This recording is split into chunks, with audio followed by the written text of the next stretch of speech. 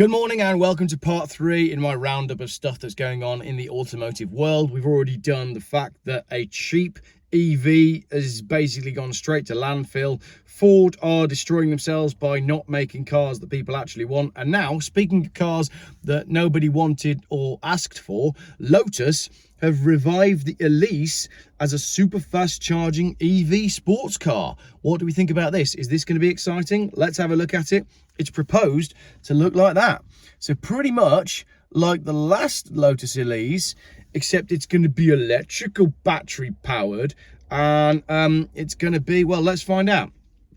Modifying an old Lotus into an electric sports car isn't a new concept, writes thedrive.com, because that's how Tesla started. Of course, electric vehicles are no longer novel, so the idea of another startup following the Tesla Roadster's example might not seem worthy of your time. This one just might be, though. British engineering firm Nyobolt, Nyobolt, created one to demonstrate its rapid charging battery tech, and it shows promise for lightweight, fun to drive EVs. So this isn't necessarily Lotus saying that they're giving us a new Elise. It's sort of a design study, shall we say. If the Nyobolt EV looks familiar, that's because you've probably seen it 1,000 times before. The coupe started life as a Lotus Exige.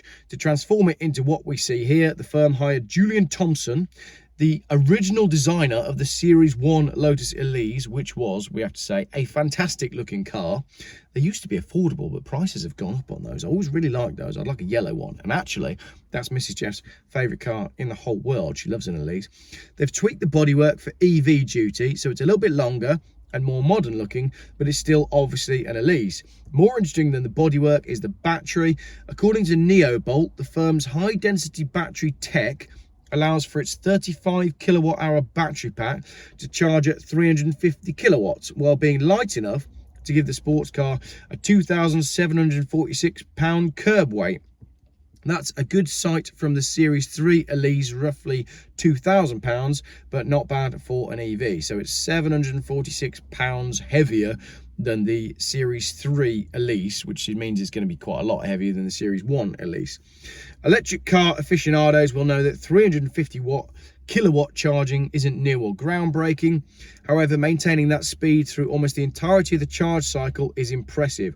And Nyobolt claims that its battery management software allows the coupe to go from 10% to 80% charge in just 4 minutes and 37 seconds. All the EV people watching have got a boner.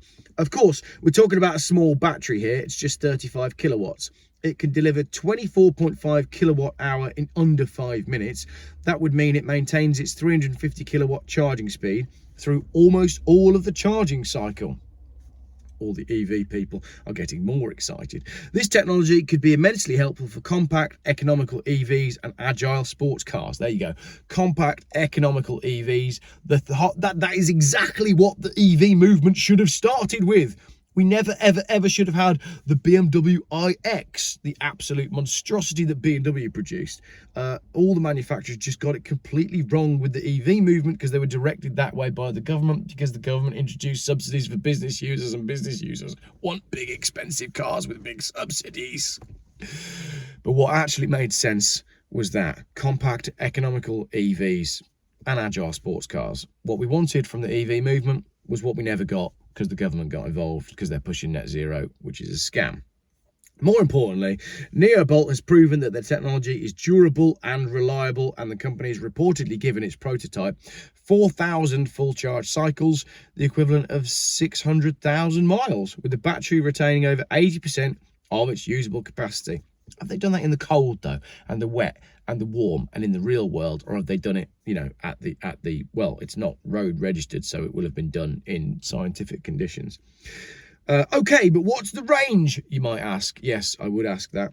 Auto Express quoted 155 mile estimation, although the publication seemed rather disappointed at that projection. But the 2024 Mini Cooper SE tops out at 114 miles and is 400 pounds heavier than this concept. What? The 2024 Mini Cooper SE has a 114 mile range and weighs 3,100 pounds. Who the heck is buying these cars? That is ridiculous. We reckon Neobolt's made decent progress here, and the upcoming SE practically doubles the range, but lugs around roughly double the battery. Neobolt said, we can enable OEMs, original equipment manufacturers, to build excitement back into the segment, which is literally weighed down by legacy batteries currently, said Shane Davies, Neobolt's Director of Vehicle Battery Systems. And he is right. There is no excitement in electric cars, and Volkswagen have basically fully embraced the fact that there is no excitement in electric cars by making all of them look dreary as hell, apart from the ID Buzz, which nobody wants to buy. That's the only EV that I actually like. But if you look at the ID3, it looks crap. The 4 looks crap. The 5 looks terrible. And then they've launched the new, is it the 6 or 7? And they've done a new estate car. And it's genuinely like they've just taken a Skoda Octavia and done an AI rendering of a boring version of a Skoda Octavia. Car design has gone absolutely out the window. It's almost like they're deliberately trying to destroy the car industry. Anyway, Shane Davies, Neobolt's Director of Vehicle Battery Systems, said to Autocar, our Neobolt EV demonstrates the efficiency gains facilitated by our fast-charging, longer-life battery technology, enabling capacity to be right-sized while still delivering the required performance. Basically, he's saying we've done the thing that everybody should have done in the first place.